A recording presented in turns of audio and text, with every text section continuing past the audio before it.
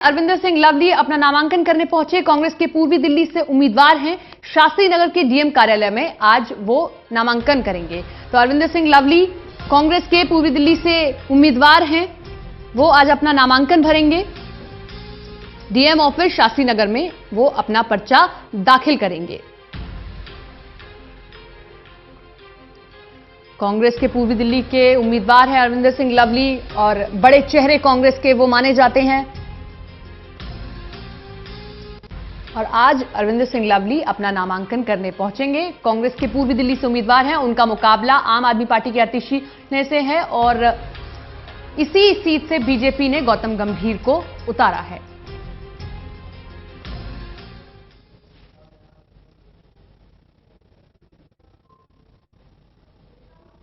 हार्दिक अभिनंदन करता हूं।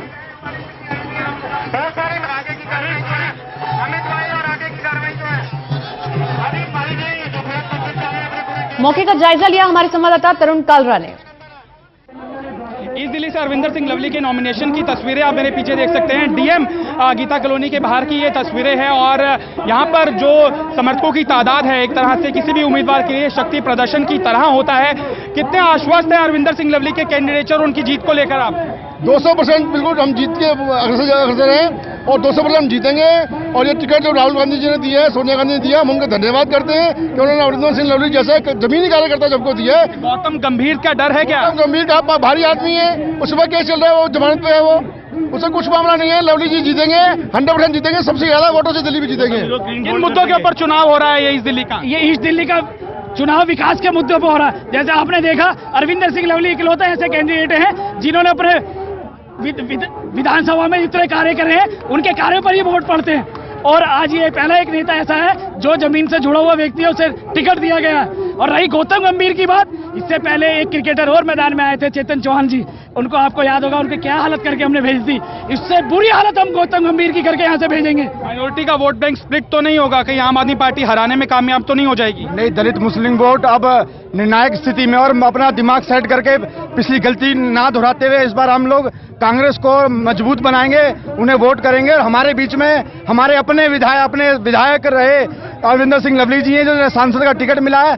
पूरा तमाम पूर्वी दिल्ली उनके साथ है और हमेशा उनके साथ रहेगा। अरविंदर सिंह लवली का इतिहास है कि 1998 के बाद से वो कोई चुनाव हारे नहीं है और पहली बार उनको टिकट दिया गया है। 1998 में जब वो चुनकर आए थे तो सबसे यंग एमएलए थे और इस बार भी नया चेहरा कांग्रेस पार्टी ने उतार कर अपना दमखम दिखाने की कोशिश की है।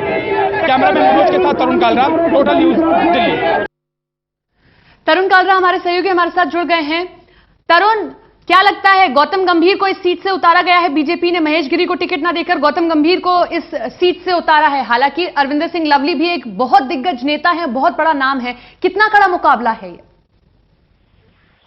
देखिए, पृष्ठभूमि समझनी होगी। 1998 में जब अरविंदर सिंह लवली पहली बार चुनावी मैदान में आए थे, तब से अब तक, क्योंकि 2015 का इलेक्शन वो लड़े नहीं थे, क्योंकि स्टेट प्रेसिडेंट थे और सभी विधानसभाओं में चुनाव लड़ाने की जिम्मेदारी उनके पास थी। वो चुनाव अभी तक हारे नहीं है, उनके ऊपर चुनाव हारने का कोई दाग अभी तक नहीं लगा है। शीला सरकार में अहम मंत्रालय उनके पास थे, ट्रांसपोर्ट मिनिस्ट्री उनके पास थी और शिक्षा विभाग भी उनके पास था। तो एक तरह से देखा जाए, उप मुख्यमंत्री मनीष सिसोदिया जो शिक्षा की क्रांति का प्रचार करके आतिशी को अपनी साख के तौर पर भुनाने की कोशिश कर रहे हैं, उनका मुकाबला पूर्व शिक्षा मंत्री के साथ है।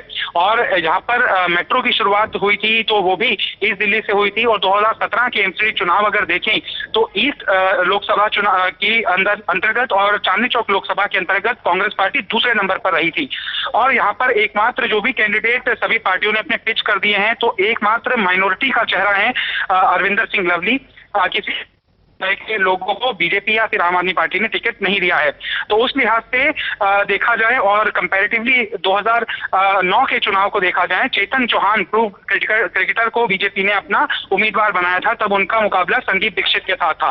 तब करारी हार का सामना करना पड़ा था चेतन चौहान को। और इसी तरह का ट्रेंड यहाँ पर समर्थक हैं, वो दावा कर रहे हैं कि 2009 के अंदर जिस तरीके से चेतन चौहान को चुनाव हराया गया था, इस बार अरविंदर सिंह लवली के तरफ से गौतम गंभीर को चुनाव हराया जाएगा। लोगों को ये समझाने की यहाँ पर अरविंदर सिंह लवली की कोशिश कर रहे हैं समर्थक कि ये घर के आदमी हैं, क्योंकि करीबन 4 बार से वो विधायक, 3 बार से विधायक रहे हैं, तो इलाके को रिप्रेजेंट करते हैं। वहीं गौतम गंभीर इस इलाके के भी नहीं है और एक तरह से स्टारडम के जो उम्मीदवार होते हैं उनका पब्लिक से कनेक्ट भी बहुत ज्यादा नहीं होता है।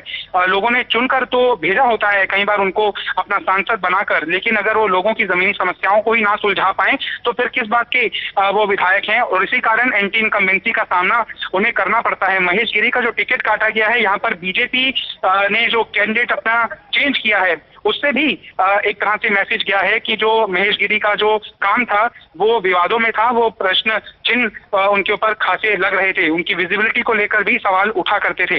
लेकिन एक तरह से मोदी के नाम पर बीजेपी के कैंडिडेट वोट मांगेंगे और केजरीवाल सरकार के नाम पर आतिशी वोट मांगेगी। अरविंदर सिंह लवली के लिए कड़ी चुनौती जरूर है, लेकिन कांग्रेस पार्टी ने जो भी उम्मीदवार उतारे हैं वो किसी भी लिहाज से कमतर नहीं कही जा सकते। अनुभवी हैं, नए चेहरे हैं और पुराना तजुर्बा जो इनका है उसको भी देखें तो एक कड़ी टक्कर जरूर विपक्षी पार्टी के उम्मीदवारों को अरविंदर सिंह लवली देंगे। बिल्कुल तरुण, इस पिच पर तो यही ज्यादा अनुभवी उम्मीदवार हैं और ऐसे में यह भी कहा जा सकता है क्योंकि वो जनता से वाकिफ है, आपने भी कहा, और यहीं से ताल्लुकात भी रखते हैं, तो उनके लिए उतना मुश्किल नहीं होगा जितना गौतम गंभीर के लिए मुश्किल होने वाला है। आपने भी कहा कि वो इतना जुड़े हुए नहीं है लोगों से।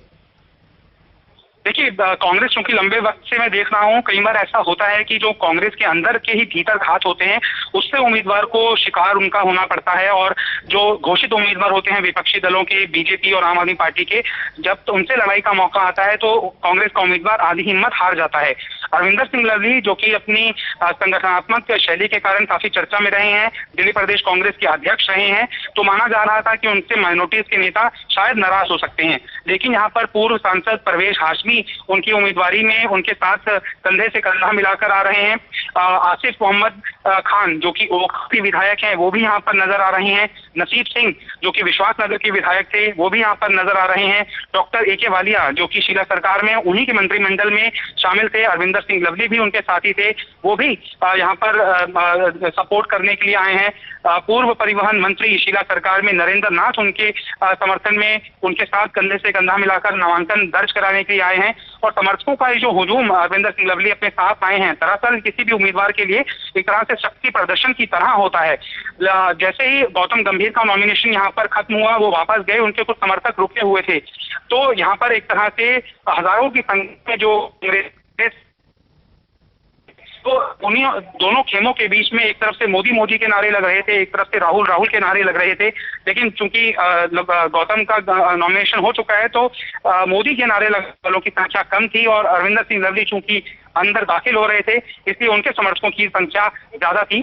इस समय DM ऑफिस के बाहर पूरा गेट पुलिस ने ब्लॉक कर रखा है ताकि समर्थक अंदर जाकर अव्यवस्था ना फैलाएं, क्योंकि जोश साफ तौर पर देश से ही बन रहा है। अरविंदर सिंह लवली ने रूलों को मनाने संगठनात्मक अपनी शैली को किस तरह से वो ग्राउंड के ऊपर इंप्लीमेंट करते हैं ये देखना खासा दिलचस्प होगा।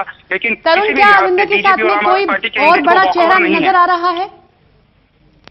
अमूमन तौर पर होता है नामांकन जब आप करने जाते हैं तो और दिग्गज चेहरे आपके साथ नजर आते हैं, क्या कोई और दिग्गज चेहरा उनके साथ में भी अभी नामांकन के लिए पहुंचा है, उनके साथ मौजूद है इस रोड शो में?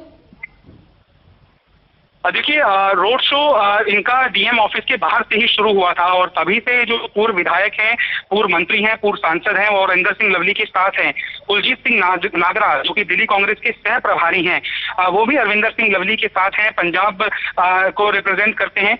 दरअसल जो माइनॉरिटी का एक तरह से इंडिकेशन जाता है वो ये जाता है कि बीजेपी को असल मायनों में रोकने की कोशिश कौन कर रहा है।